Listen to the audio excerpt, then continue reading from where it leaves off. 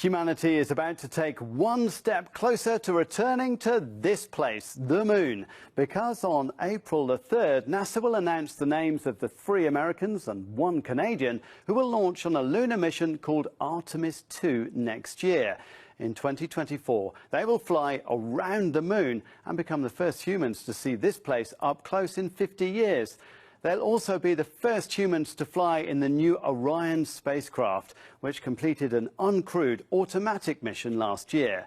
So let's talk you through the Artemis 2 mission these astronauts will undertake.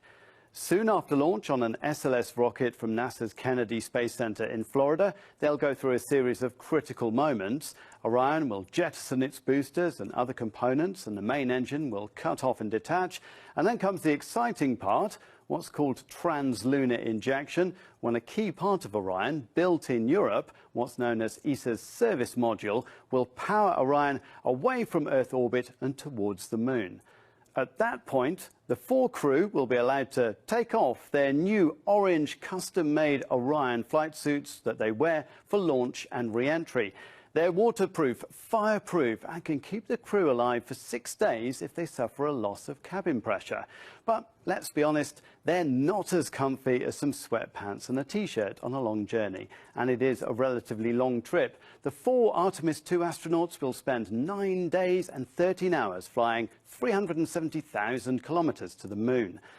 Once they're there, they'll ease into orbit around the moon for a period of 6 days and expect some awesome photos as they cruise over the lunar surface and look back at Earth.